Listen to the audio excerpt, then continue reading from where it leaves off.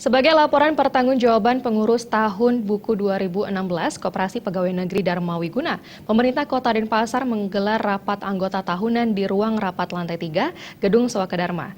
KPN Dharma Wiguna selalu diarahkan untuk pencapaian tujuan meningkatkan kesejahteraan anggota koperasi dan masyarakat pada umumnya.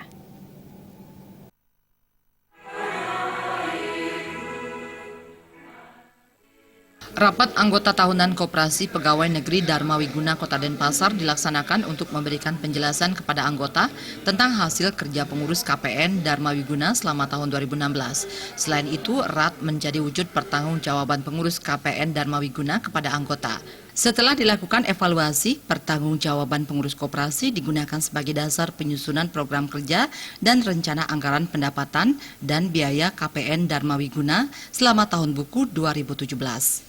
Ketua Pengurus KPN Dharma Wiguna Kota Denpasar, Ketut Mister menyatakan, dari hasil laporan auditor independen dari kantor akuntan publik, posisi keuangan KPN Dharma Wiguna menunjukkan hasil usaha dan laporan arus kas dinilai cukup baik. Tata kelola dan manajemen KPN Dharma Wiguna dalam mengelola keuangannya juga diapresiasi Kepala Dinas Koperasi dan UKM, Made Erwin Surya Dharmasena.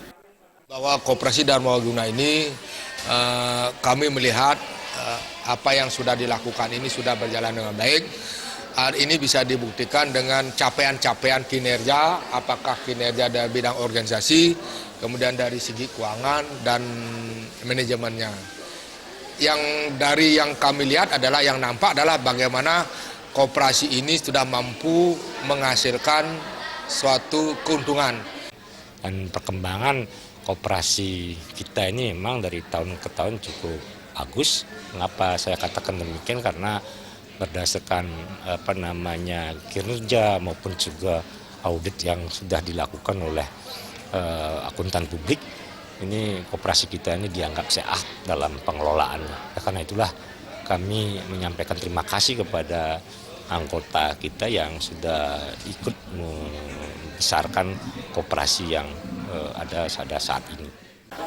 Ketut Mister juga melaporkan perkembangan keanggotaan KPN Dharma Wiguna pada tahun 2016 yang mencapai 2.500-an orang anggota. Jenis usaha yang dapat dikelola KPN Dharma Wiguna sampai akhir tahun 2016 adalah usaha simpan pinjam yang terdiri dari jasa simpanan dan jasa pinjaman, serta berbagai produk simpanan KPN Dharma Wiguna.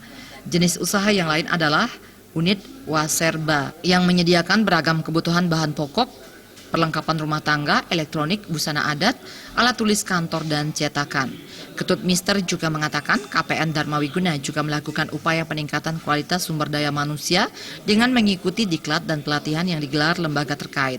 Salah satu pencapaian prestasi membanggakan yang telah ditorehkan KPN Dharma Wiguna adalah menyabet juara pertama Koperasi Fungsional Kota Denpasar tahun 2016. Agus Cahaya, Bali TV.